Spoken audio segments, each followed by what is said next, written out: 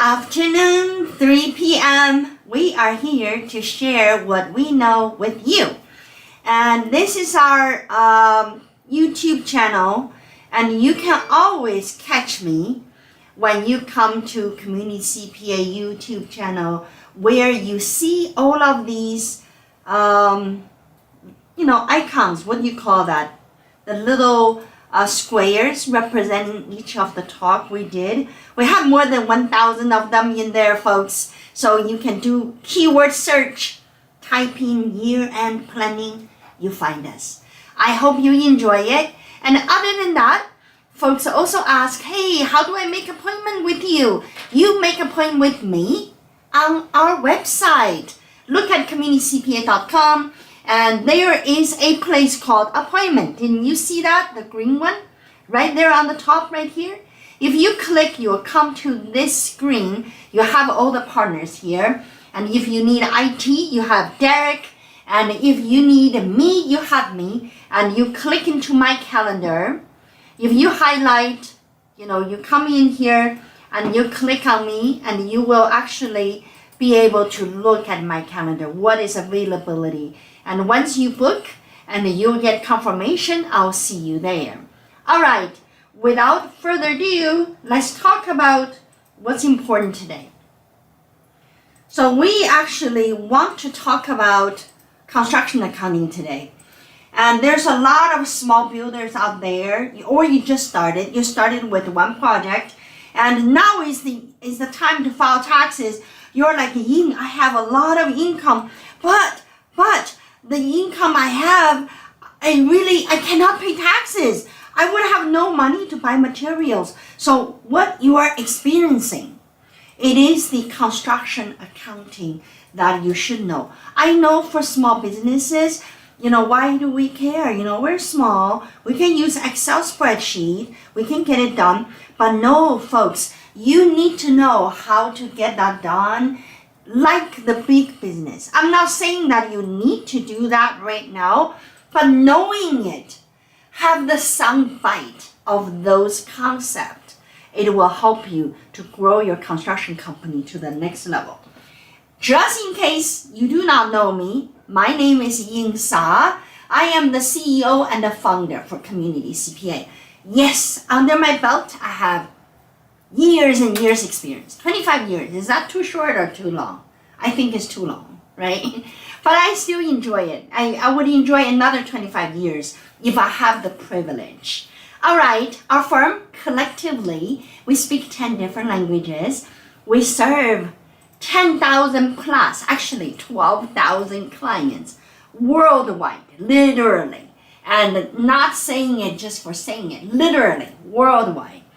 And I served on National Taxpayer Advocacy Panel, which is the Federal Advisory Committee to RIS, for 3 years. And I wrote this first book back in 2019. Then I have this book just published last year. I keep on saying this year. Last year, March 2023. I am working on the third book, which is Appointment with Ying at 2 p.m. 2 p.m. is about you grow your business out of yourself. No longer you are in charge, and you are going into universe to merge, acquire, expand, up and down and left and right, and becoming a large company. So that is the 2 p.m. So I have the 6 p.m. is retiring from your business, which I'm not studying that yet, but I am doing the 2 p.m.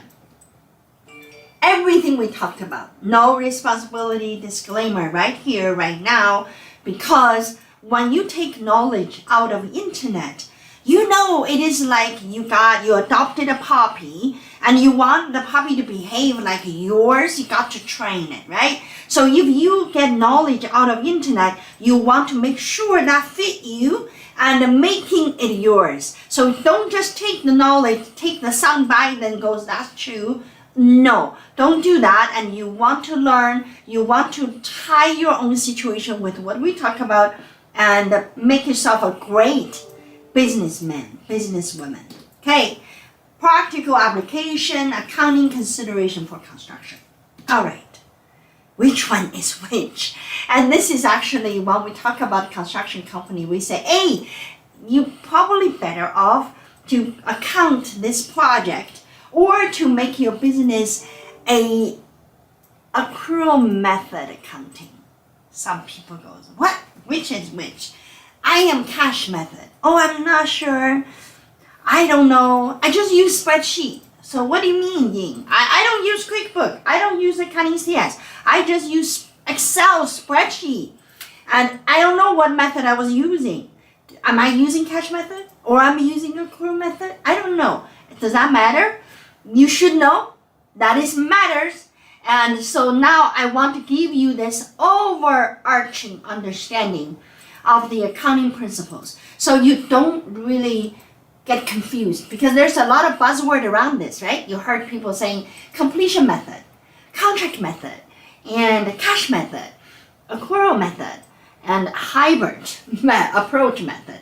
There's just so many buzzwords, and don't get confused about that. Just think of this way. There is overarching method, which is accrual and cash. When you have accrual method accounting, you recognize revenue and expense when they are earned or incurred. When you earned it. You earned it means what? Earn doesn't equals to deposit. You could deposit $100 million, but you only earned $1. You see what I'm saying? And incurred, expenses that incurred, means that you could be driving the new truck already, but you hasn't paid yet. But that expense is incurred. You already send it. You already use the product. So that way, you need to look at accrual accounting. Cash accounting is all about what's in and out from your bank account standpoint. For example, you got deposit coming in, that's your income. You got check going out, that's your expense. So you see, cash accounting is so many ways very similar to your bank statement. Am I right? So in and out. And the hybrid approach is some of small construction company. They are small. They do little handyman work, so they don't need accrual accounting. They just use Excel sheet to track it. But suddenly, they got a big project. This project would last for 12 months. So he got the project in November, it will last to October next year. Suddenly, you have a need to account this particular project maybe on accrual method. Let me tell you why. But it is allowed. You can have your cash method, but specifically a project is on accrual. It's called hybrid approach. That's the third one. So if you are ending up in this kind of thing, and in your tax return, you need to identify that, what accounting method you're using when you report your construction business. All right, so let's just look at accrual accounting. Accrual accounting is the one most of the construction companies using, who must be on accrual method. Not every company need it. If you want to use Excel spreadsheet for your in and out, no problem. That's a cash method. But when you have so much revenue, you would have to use accrual accounting. So that definition is one business with average annual gross receipts exceeding 25 million for the preceding 3 tax years are generally required to use accrual method. What does that mean? So we're in 2024, 2023, 2022, 2021. If I add my 3 years together, gross sales together, divided by 3, the number is over 25 million. That means I should be on accrual, period. But what if I'm less than 25 million? That means I don't need to be on accrual if I don't want to be, right? Business can voluntarily choose to be on accrual. Then you say, okay, fine, I know. I can be on accrual if I want to. I don't have to. But tell me, what are you selling? So why is accrual method is such a deal? It's such a deal because under accrual accounting method, you can recognize revenue based on projects. What does that mean?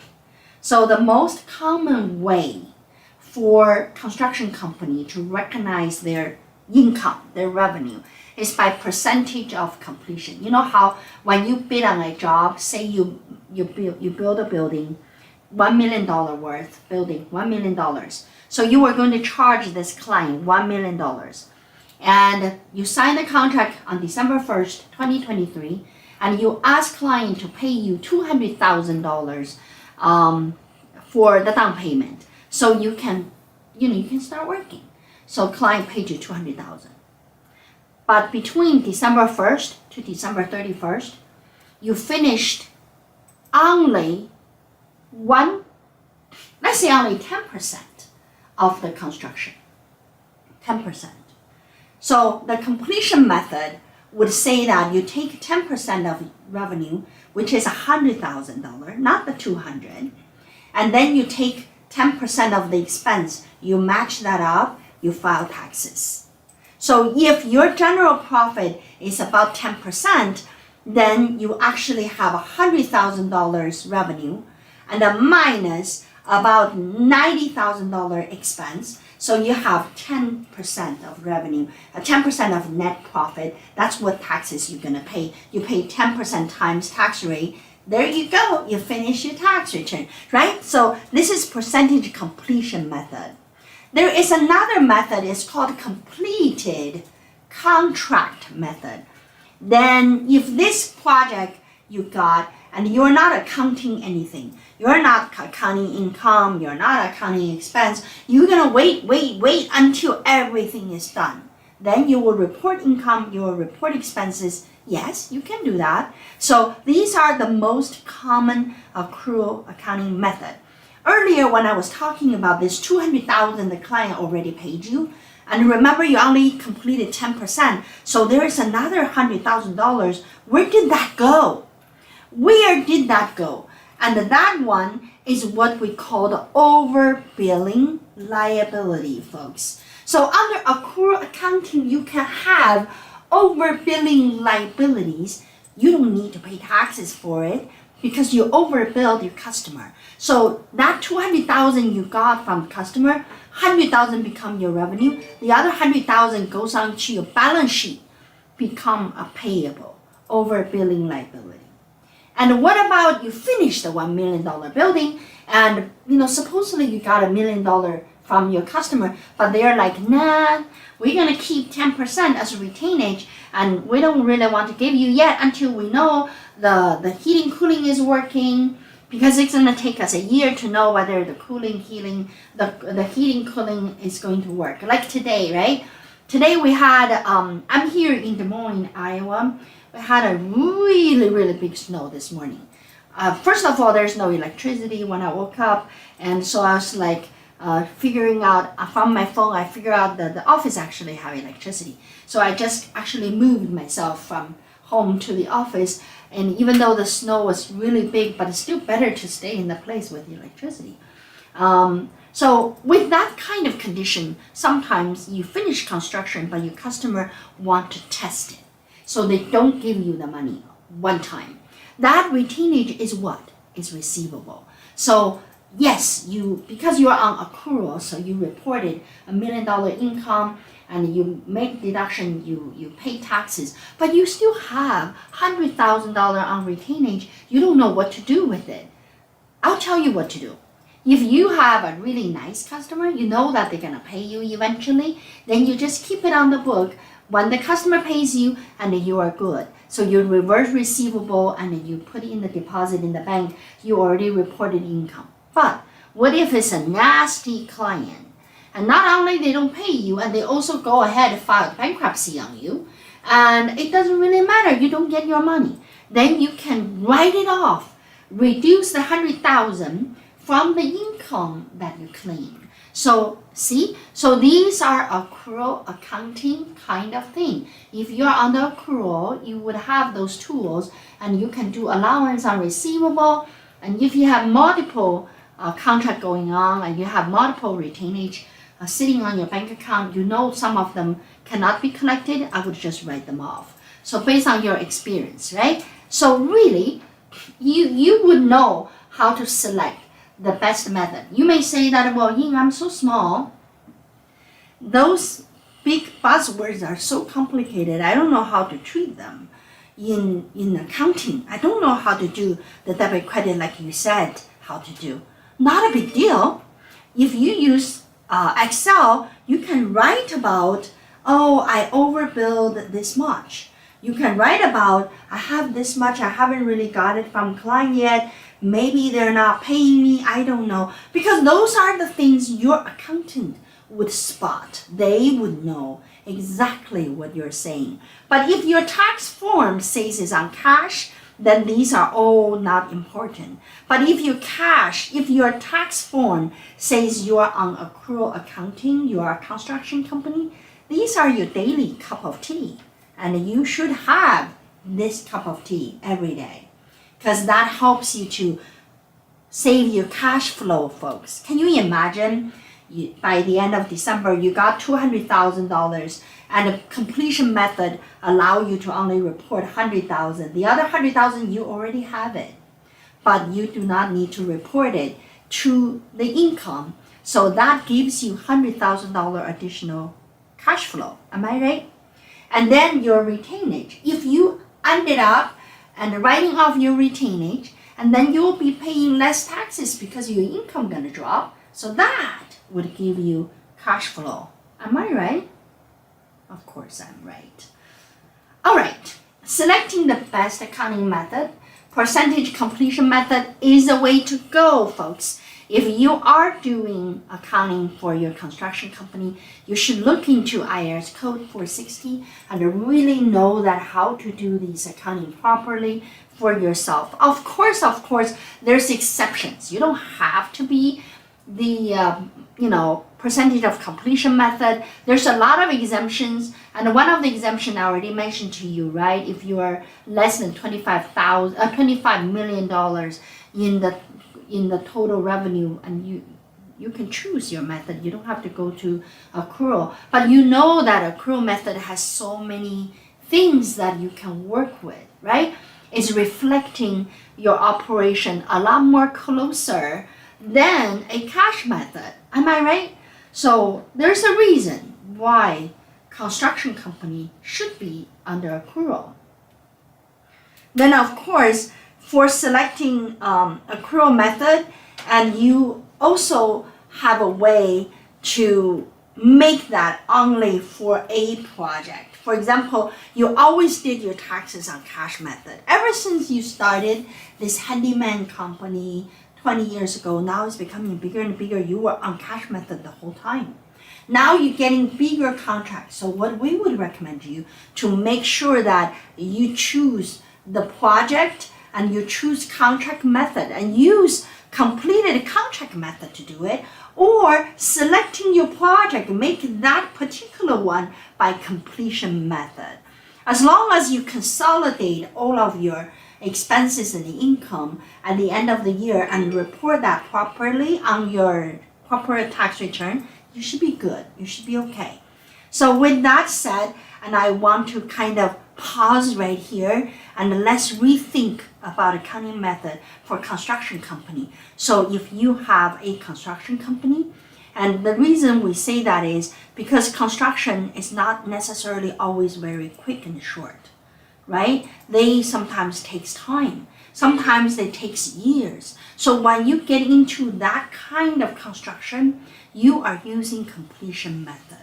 The reason you want to use completion method is because you don't want to just count on money you have, then say, oh, that's the money I should pay taxes for. No, because that may be overbilling liability, right? So with that said, I want to make sure that you take care of your own accounting by knowing exactly what you want to choose to account your things properly.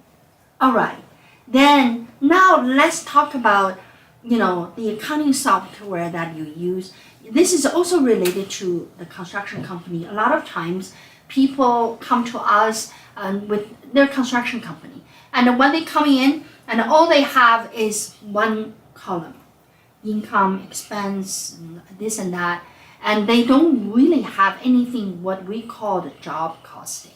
Because when you, in the construction industry, and the most effective way to manage your money is to know the job cost. Because once when you grow from small to medium to large, and you will gain experience, you actually know this kind of job would be how much of a cost to you if you're doing job costing accounting consistently, not letting yourself to just look at the big picture. And I mean, if you are a boss for a construction company, you know what I'm talking about. You can go to a site to look at this project. You are there all the time because it's a bigger project, it's an important project, and the client is a little bit needy, and you need to be there. So you are there all the time. Then you know this particular project. What about the other two? The other two that your foreman was taking care of, you lost clue of how that one is going. So when you come back to the office, goes, I feel good because I think I'm making pretty good progress in my project. You know what? You only have that body temperature for that one project. In construction, it is very, very important. As an owner of the company, you need to have understanding of every single jobs that you have. That's why I brought this one into together with the accounting method. Yes, we can choose the right accounting method, but if your job costing is not done right, it's not helpful. Job costing basically means that when you have a job, you know how much you're going to collect. You also need to know how much you're going to cost. So the cost is direct cost plus indirect cost. So what is direct cost? Direct costs are the ones you use to build the building. Materials, labors, additional charges for things like architecture fees, consulting fees, legal fees, and things like that. Workers' comp, for those workers who are working for you. And then you also have indirect costs, the owner's supervision cost, and things that doesn't really, advertising cost, not really tied to any of the jobs, but general expenditures, right?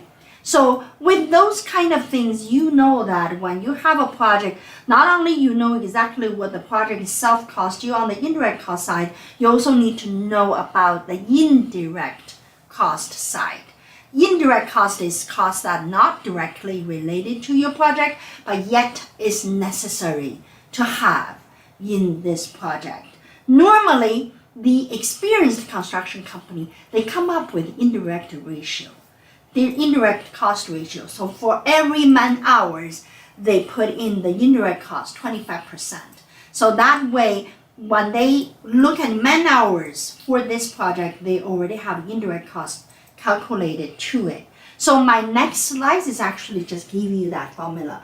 Project cost, job cost equals to materials plus labor plus indirect cost.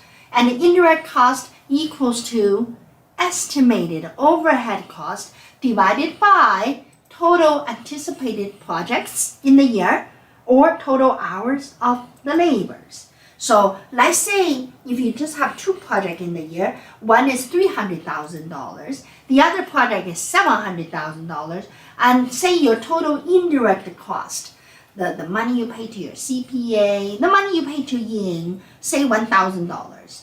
Then 30% of 1,000 should be allocated to that project. 70% of this 1,000 should be allocated to the other project because you just have two projects, right? And you can use those kind of value to divide your indirect costs. But the key is that you want to get enough project in your business so your indirect costs can go down. The lower it is, the more competitive you are. So obviously, it is always a battle. Either I lower the fee, I got more project, I couldn't finish, or I raise the fee, I got less project and I could finish. That is the business owner's puzzle piece. There's no answer to it. There's just a walk you path and get a feel for how you do. And some of the job, even if they pay more, you don't want to do it. Some of the job, even if they pay less, you want to do it. So those are all your formulas, and you want to figure it out on your own because it is very important. I also made a list. Of the expenses particularly important to the construction company. I know I have you read through it, labor cost, of course you know that. But I want to talk about workers' comp. A lot of times, the construction company would underestimate the workers' comp. You know that when you get into the first year, when you get into workers' comp and you give them an estimate, the agent come back to you $2,000. Then at the end of the year, they come up with this audit for workers' comp. And they pay everybody under the sun, including your subcontractors. So they give you a $12,000 bill for workers' comp. That story sounds familiar, right, folks? So workers' comp is very particular to the subcontractors. A lot of you are hiring subcontractors, and remember this. Subcontractors who do not have workers' comp would have to be purchased by you, because that is just how it is. But then you may say that, well, that's a lot of cost for me. Is there a way I can reduce the cost? Absolutely, there is a way. Let me explain to you. There is a way because when you have a contractor, you want them to be a company. When they are LLC, say I'm Jose Hernandez, and I am your subcontractor, and I do tiles for you, so I form a company called Jose Hernandez LLC. And I use this company to go to workers' comp agent to get a certificate of exemption for workers' comp because I am the only worker there. I own 100% of my LLC, so I can exempt myself from having workers' comp insurance. But with that piece of paper, when you hire me, I would give that to you because you will know that I already got my workers' comp taken care of. It doesn't matter I'm exempted or not, I already have my workers' comp insurance certification, so you do not have to pay for me. So when you go to your workers' comp agency and you can show that, oh, my contractor has workers' comp insurance already, they're either exempted or they already paid for themselves. So this is a big deal because workers' comp is very expensive, and it is like after fact shocking expensive. It's not something you know it right away, but you just kind of discover that at the end of the year, and it goes, oh yeah, I didn't make any money because I didn't know workers' comp is going to come for $25,000. So with that said, all of these expenses that I'm showing you is important for you to know as part of your job cost, right? You want to know what they are, had a good handle of them. Then you know that each project, how much it would cost you. Now, once you know the cost and you can figure out what accounting method you want to do, and then you can file your taxes with a smile on your face because you save your cash flow. And not every penny you receive from construction income, it need to be reported as income, just depends, right? We talked about that. So I hope that this conversation at least liberating some thoughts for you. And knowing that cash flow doesn't equal, you have cash flow with you, doesn't equal you made money. Because the earlier example I gave you, $200,000 come in, only $100,000 is income, and the other $100,000 is liability. But you have a $100,000 cash flow, you see? So really having that cash flow is important because sometimes material just come out and it's low in cost and you want to buy more and those kind of things. So with that said, I want to lead us to the final page of our webinar. Remember, we always do our webinar. Why is not working? We always do our webinar at 3 o'clock in the afternoon. So this is, if you have interesting topic that you like us to explore with you and you want to email Catherine at communitycpa.com, let her know that what you want to listen. This construction accounting piece of information is being asked by our small construction companies because there is like which one is which. I'm on completion method. Am I accrual? Of course you are, because that is the fundamental, right? That is your accrual accounting, then you are going into completion method. But on your tax return, folks, remember that tax thing you do, they defaulted accounting method to cash method. If you're a construction company, you want to be vigilant about that, making sure that you choose the right accounting method. All right? And our office, Community CPA, opens 6 days a week. Yes, we open from 8:30 to 5:30, Monday to Saturday, and 515-288-3188. That is our main number, and you can always find us on the internet, always find us on YouTube channel. I will see you again. I hope this little bit of knowledge make you brighten up